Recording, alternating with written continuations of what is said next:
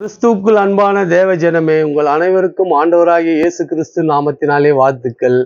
இன்று நாம் அன்பு குறித்து விவாதிக்க போகிறோம், தியானிக்க போகிறோம். இன்று 1 கொரிந்தியர் 8ஆம் அதிகாரம் 3ஆம் வசனத்திலே, தேவன் அன்பு கூறுகிறவர் எவனோ அவன் தேவனால் அறியப்பட்டிருக்கிறான் என்று கூறுகிறார். தேவன் அன்பு கூறுகிறவன் எவனோ, ஆண்டவர் யார் மேல் அன்பு கூறுகிறாரோ அவன் தேவனால் அறியப்பட்டு இருக்கிறான். அப்படின்னா தேவன் நம்மளை அறிஞ்சிருந்தாதான் நம்ம மேல அன்பு கூறுவார்.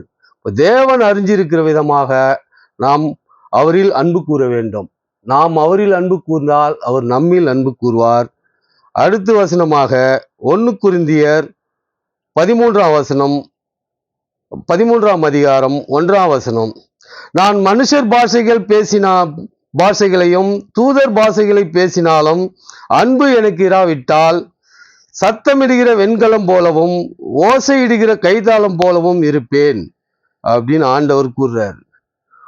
ஓசையிடுகிற வெண்கலம் போலவும் கைத்தாளம் போலவும் இருப்போம். இந்த கைத்தாளம்னா நமக்கு புரியும்னு நினைக்கிறேன். எல்லா கிராமங்கள்லேயும் அதை குறித்து நாடகங்களில் செய்வாங்க. கைத்தாளம்ன்றது 2 தாளங்களை வச்சு அந்த கதைக்கு ஏற்றபடி தாளம் போடுவாங்க. அது போல இருப்ப நீ, அன்பு உனக்கு இல்லாவிட்டால் அப்படின்னு ஆண்டவர் அதை குறித்து பேசுறார். வெண்கலம் போலவும் அப்படின்றார். வெண்கலம்ன்றது நம்ம அந்த கோயில் மணியிலெல்லாம் வெண்கலம் வச்சு தான் மணி அடிப்பாங்க. ஏன்னா அது ஓசை ரொம்ப தூரம் கேட்கும். அதுபோல நாம் வெண்கலம் போல இருப்போம் அப்படின்றார். அதனால நம்ம அன்பு பார்க்க வேண்டும். 1 யோவான் 2:15,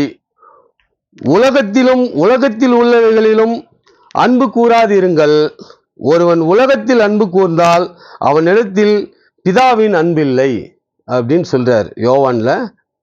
உலகத்தில் ஒருவன் அன்பு கூர்ந்தால் பிதாவின் அன்பு அவனிடத்தில் இல்லை அப்படின்னு சொல்றாரு. அப்படின்னா உலகத்தில் அன்பு கூறுதுன்னா என்னன்னு நம்ம புரிஞ்சுக்கணும்.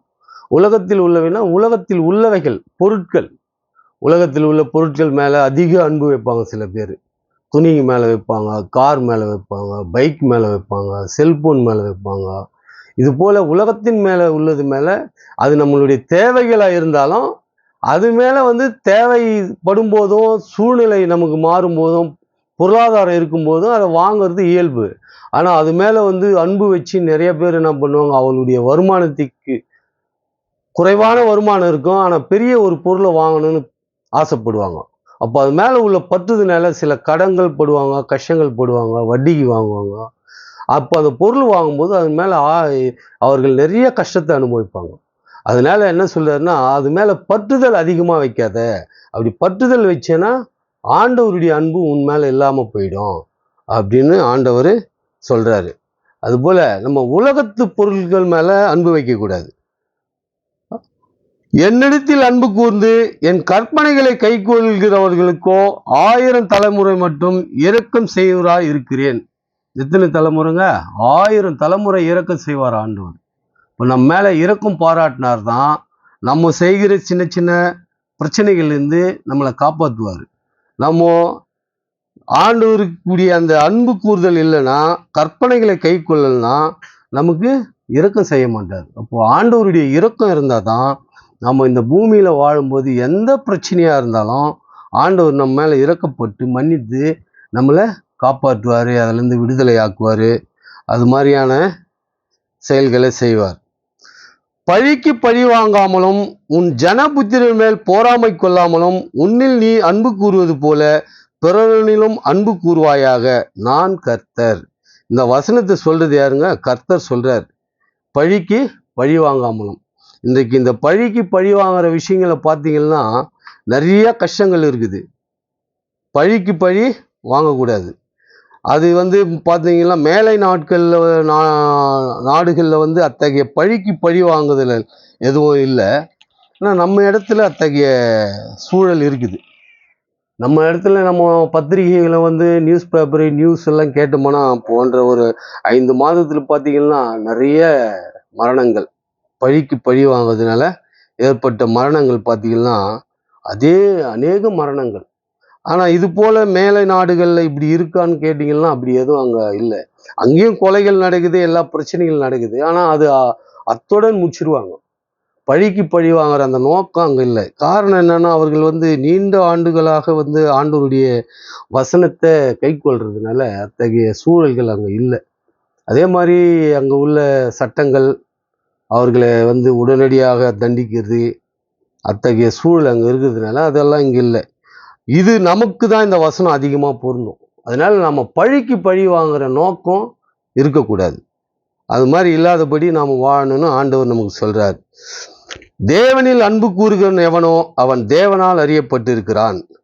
முந்தி பார்த்தோம், அது கொரிந்தியர்லையும் எழுதியிருக்கிறார் ஆண்டவர் 8வது வசனத்தில். கொரிந்தியர் 13ஆம் அதிகாரம் 1ஆம் வசனம் என்ன சொல்றாருன்னா, நான் மனுஷர் பாஷைகள் பேசினாலும் தூதர் பாஷை பேசினாலும் அன்பு எனக்கு இராவிட்டால் சத்தமிடுகிற வெண்கலம் போலவும் ஓசையிடுகிற கைத்தாளம் போலவும் இருப்பேன் அப்படின்னு ஆண்டவர், ஏற்கனவே நாம் இதை வாசித்தோம், திரும்ப வாசிக்கிறோம். ஆண்டவர் அத்தகைய சூழலை நமக்கு சொல்லியிருக்கிறார். நாம் அது போல இருக்க வேண்டும். நான் தீர்க்க தரிசன வார்த்தைகளை உடையவனாயிருந்து சகல ரகசியங்களையும் சகல அறிவையும் அறிந்தாலும் மலைகளை பேர்க்கத்தக்க சகல விசுவாசம் உள்ளவனாய் இருந்தாலும் அன்பு எனக்கு இராவிட்டால் நான் ஒன்றுமில்லை. என்ன சொல்றாரு பாருங்க, நான் தீர்க்க தரிசன வார்த்தை உடையவனாய் இருந்தாலும் சகல ரகசியங்களும் சகல அறிவையும் அறிந்தாலும் மலைகளை பேர்க்கத்தக்க சகல விசுவாசம் உள்ளவனாய் இருந்தாலும் அன்பு எனக்கு இராவிட்டால் நான் ஒன்றுமில்லை. இவ்வளவு தீர்க்க தரிசனம் சொல்ற அளவுக்கு உனக்கு ஆண்டவர் ஞானம் கொடுத்திருந்தாலும், ரகசியங்களை அறிகிற அளவுக்கு ஞானம் கொடுத்திருந்தாலும், மலைகளை பேர்க்கத்தக்க பலம் இருந்தாலும் அன்பு உனக்கு இராவிட்டால் எனக்கு இராவிட்டால் நான் ஒன்றுமில்லை அப்படின்னு சொல்றாரு. இப்போ அன்பு வந்து நாம, அன்புனா என்ன, எதனால இது நம்ம சொல்றோம்னா, அன்பு வந்து நம்ம வீட்டில் அப்பா அம்மா மேலே அன்பு செய்யறது, நம்ம மனைவி பிள்ளைகள் மற்ற உறவுகள் மேலே அன்பு செய்யறது இயல்பான ஒன்று.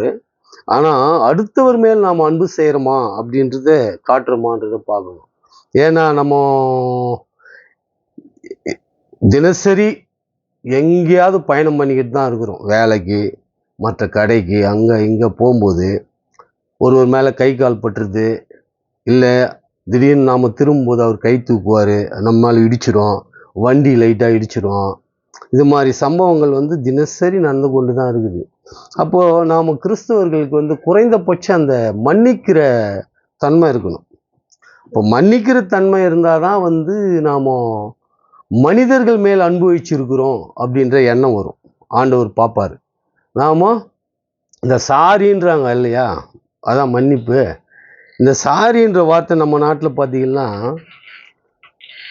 ஆங்கிலம் தெரியாது, ஆனால் கிராமத்தில் பெண்களாக இருக்கட்டும் மற்றவங்களாக இருக்கட்டும் தெரியாத அந்த மொழியை திடீர்னு ஏதாவது ஒன்று நடந்துச்சுன்னா சாரின்னுவாங்க. சரி, அவங்களுக்கு எப்படி இந்த பழக்கம் ஏற்பட்டதுன்னா, ஆங்கிலேயர்கள் இங்கே ஆட்சி காலத்தில் அத்தகைய வார்த்தைகள் பழக்கத்தில் இருந்ததுனால இங்கே அந்த ஆங்கிலம் தெரியாத பெண்களாக இருந்தாலும் ஆண்களாக இருந்தாலும் அவர்கள் வந்து சாரி அப்படின்னு சொல்லிடுவாங்க. ஆனால் தமிழ் தானே, நாம மன்னிச்சிடுங்க அப்படின்னு சொல்கிறதில்லை.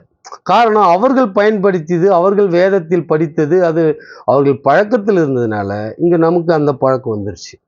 நாட்டில் தமிழ் புலவர்கள், தமிழ் அதிக நேசிக்கக்கூடியவர்கள், இந்த தமிழ் மேலே அன்பு செலுத்துறவர்கள் யாராக இருந்தால், அப்படி ஒரு சம்பவம் நடந்தால் மன்னிச்சுங்க ஐயா, மன்னிச்சுங்க அம்மா, மன்னிச்சுங்க சகோதரி அப்படின்னு ஒன்றா சொல்லலாமே தவிர, பெரும்பாலும் பொதுவாக சொல்லப்படுற வார்த்தை சாரி. அது எங்கேருந்து வந்ததுன்னா, வேதத்தில் தான் இந்த மன்னிக்கிற பண்பு, மன்னிக்கிற வார்த்தையை ஆண்டவர் சொல்லியிருக்கிறார். மற்ற நம்ம இடத்துல உள்ள கதைகளிலோ மற்ற இதிகாசங்களிலோ அப்படி ஒரு வார்த்தை இருந்ததா எனக்கு தெரியல. இருந்தால் யாராவது சொல்லுங்க, தெரிஞ்சுக்கலாம், தவறில்லை. எனக்கு உண்டான யாவற்றையும் நான் அன்னதானம் பண்ணினாலும் என் சரீரத்தை சுட்டெரிப்பதற்கு கொடுத்தாலும் அன்பு எனக்கு இராவிட்டால் எனக்கு பிரயோஜனம் ஒன்றும் இல்லை. அன்பு இல்லைன்னா பிரயோஜனமே இல்லை. அந்த வாழ்க்கையில் பிரயோஜனமே ஒன்றுமே இல்லை. அதனால அன்பு தான் முக்கியம் அப்படின்றார் அன்பு ஆண்டவர். அதனால அன்பு நீடிய சாந்தமும் தயவும் உள்ளது, அன்புக்கு பொறாமை இல்லை, அன்பு தன்னை புகழாது, இருமாப்பாய் இராது. எவ்வளோ நற்குணங்கள் அன்புல இருக்கு பாருங்க. ஒருவர் மேலே நம்ம நம்ம பிள்ளைங்க மேலே அன்பு செலுத்துகிறோன்னு வச்சிங்களேன், நம்ம குழந்தைங்க மேலே பொறாமப்படுவோமா? பட மாட்டோம். புகழுவோமா? தன்னைத்தானே புகழ்ந்துக்குவோமா? புகழ்ந்துக்கவும் மாட்டோம். இந்த பழக்கம் இருக்கும்போது இதே மற்றவருக்கு மேலேயும் நமக்கு அந்த குணங்கள் பழகிடும்.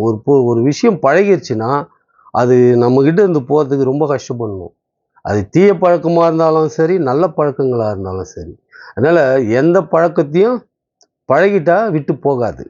அதனால் அன்பு நாம் பழக்கத்தில் கொண்டு வரணும். எல்லா மக்கள் மேலும் அன்பு செலுத்தணும். இவர் வேறோ அவர் வேறோ, வசதி படித்தவர் மேலே அன்பு செய்கிறது, வசதி இல்லாதவரை பார்த்தாக்கா கொஞ்சம் உதாசீனப்படுத்துறது, இந்த பழக்கங்கள்லாம் இங்கே கொஞ்சம் இருந்துக்கிட்டு தான் இருக்குது.